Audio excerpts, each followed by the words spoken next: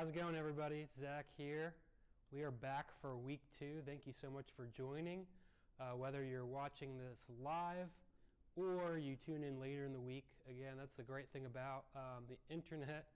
The age we live in is that you can watch things currently or you can watch them later in the week.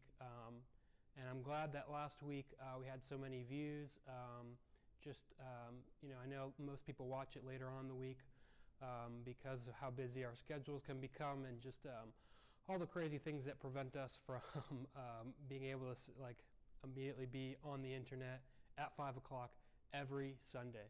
So I'm really excited that you chose to come out and chose to watch this, whether it is live or whether you've watched later in the week. And I'm so glad to be doing this series. I'm glad we got to talk about last week. If you didn't watch last week's video, or maybe you did, but it's been a while, we talked about last week different responses that we could have to the pandemic. And we talked about that there are a lot of different Christian responses to the pandemic, but a lot of them missed the mark. We left off on the last one, which was blaming God. It is often what we can do in the pandemic is blame God. And I think this is the most serious because of how true it can be for all of us. More so maybe than crafting a Christian conspiracy theory or talking about how it's the end times. Most of us probably haven't fallen into those camps, but maybe you know somebody that has. But I think almost all of us have, in one way or another, blamed God for something. I know I'm guilty of it. And I know that it's easy for each of us to do that just in some of the smallest ways. For example, for me, I can remember as a kid in school liking a girl and being like, God, please, let her notice me. She's the one. Of course she has to be the one. And even trying some moves on her, and it didn't work out. For some reason, it just didn't work out. And I blamed God. I'm like, God, this girl, I prayed for her. I was like, come on, and it just didn't happen. So I started blaming God, and that kind of sounds comedic, but I think that there are also ways in which we blame God for serious aspects, such as tragedies in our lives and just things that go on. It's easy for us to just say, God, this is your fault. It's easy for us to fall into this camp of just saying, God, whatever, X, Y, Z, why did you do this? And sometimes we don't verbalize it. Sometimes we do. Sometimes we're praying and we just say, God, I'm mad at this.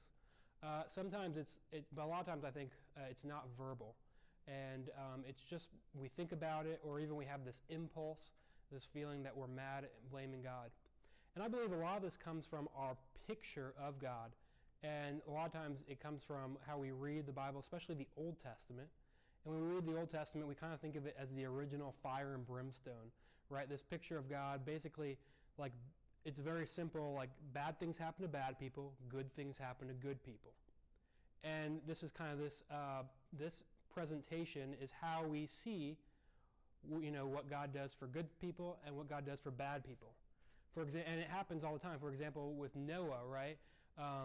He listens to God, he builds the ark, good person, good things happen to him, right? He's blessed, he survives, all of that good stuff. Same with Moses, right? Listens to God, and he, escapes Egypt, right? So good guy, good things happen to him. Or someone like King Saul, right? Who doesn't listen to God, sets up idols and whatnot, and bad things happen. He dies, right? So it's easy to see in the Bible pictures of bad things happen to bad people, good things happen to good people.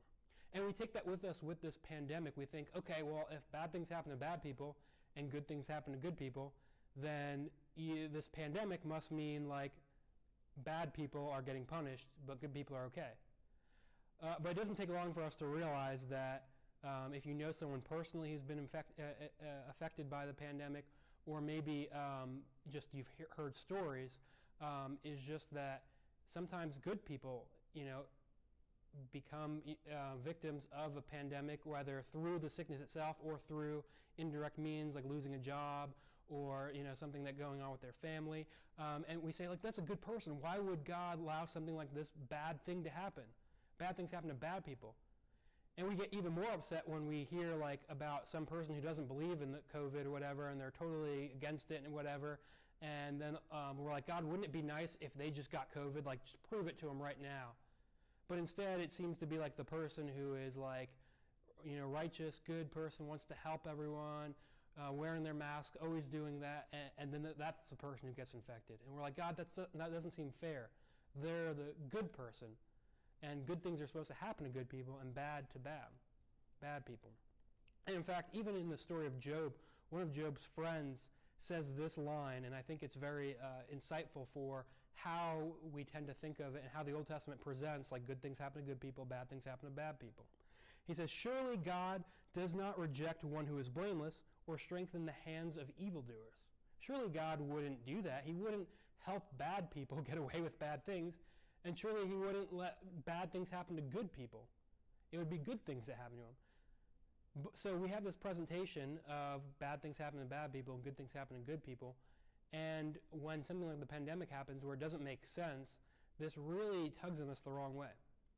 But we have to see that the Old Testament is a lot broader than we realize, that there's a lot more, what we would say, ambiguity in the text.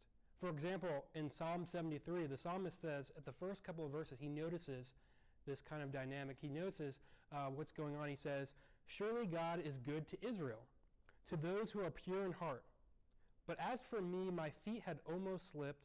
I had nearly lost my foothold. For I envied the arrogant when I saw the prosperity of the wicked.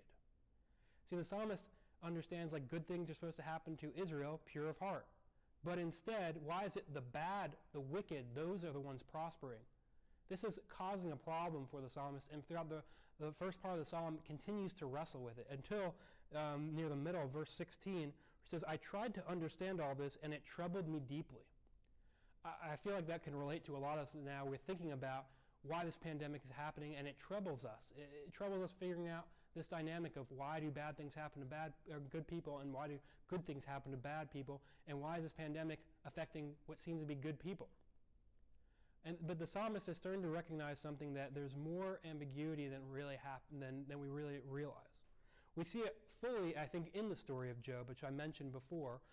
Job, just to give you, I'm sure a lot of you remember the story, you've heard it before, but just to give you a little bit of background, right? Job is, God says, is like the most righteous man around, and then Satan, the accuser, comes up to God and says, I bet you that, like all these people that you think are good and everything, I bet you if something bad happened to them, then they would just curse you. And so God's like, try it with Job, go ahead. And so Job loses literally everything. He loses his kids, he loses his livelihood, even his health declines, and his wife ends up leaving him, right? So Job is like the epitome of losing everything. His wife leaves him and says, just curse God and die. And his friends come to him and they say, Job, what did you do wrong? You had to have done something wrong. He's like, nothing. They're like, no, you had to have done something wrong, because good things happen to good people and bad things happen to bad people. So you must have done something wrong, bad, and something bad must have happened for it. This is obviously what must be the case. And Job's like, there's nothing that I did. And they're constantly telling Job to repent. And most of the story is Job wrestling with, like, I haven't done anything wrong. Like, what's going on? It doesn't make sense. And even at the end of the story, like we want that happy ending, even at the end of the story, Job, God does come to him, does appear to him, and he does get back, a new family, a new wife and kids, and new land, and his health is better, and we're like, okay, like that's a good, happy ending. But as N.T. Wright says, he says here, Job gets more sons to replace the ones that he lost. But does that make it all right? God has revealed his power and might to Job, and Job realizes he can't compete. But does even that make it right? So in that we see, like, okay, he gets all of that stuff back in a sense, but doesn't make it right. I mean, he still went through all that hardship for what seemed to be nothing. And so what happens is there's a lot of ambiguity in the story of Job. Like, there's evil, and it's not really ever fully explained to Job what's going on or how that's going on. It's just present that it's there, and it shows a complexity that not always good things happen to good people and bad things happen to bad people. There's more to the story. In fact, N.T. Wright says in the Old Testament there are really two stories going on. There's the one that we normally see, which is between God and Israel. Israel is God's chosen people, right? They're blessed by God and supposed to be a blessing to other people. In this story, we have a lot of bad things happen to bad people, good things happen to good people, because Israel is supposed to be a good people that are a blessing to other people. And God says, I'll bless you if you do good things, for people, if you help the poor, help the marginalized, get rid of your idols, don't just go off to war killing people senselessly. These are things that you shouldn't do, but when Israel doesn't do those things, then there's a problem. They're breaking the covenant that they have with God. So that's one part of the story, but there's also this second part. There's a story with God against the chaos that's going on with creation, the evil that's within his creation. He has to redeem it. He has to be making it new.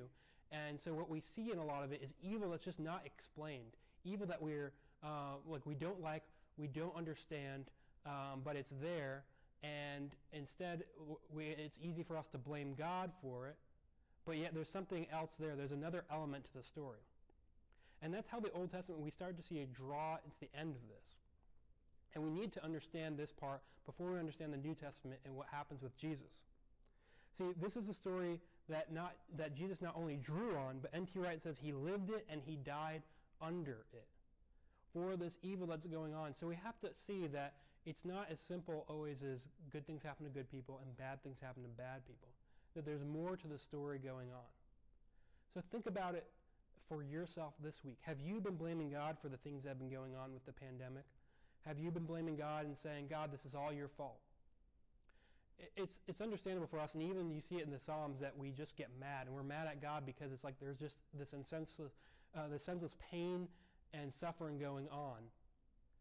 And that's okay to just have to wrestle with those things. But I think it's important for us to understand that there's something else going on. There's something else at work in here. With this pandemic, it's easy to just reduce it to bad things happen to bad people, good things happen to good people. But that causes some problems, as I've mentioned before. So we have to understand it's more complex of a story. And as we'll see with the New Testament, God is doing a restoration with creation, even if it doesn't seem like it right now. But we have to see that there's more ambiguity with this evil, that it's not as clear-cut as we originally thought. So think about that as you go throughout your week.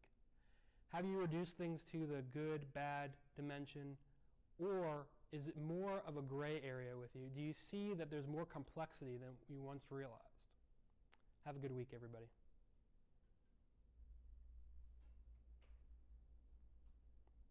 You can. Go to OBS.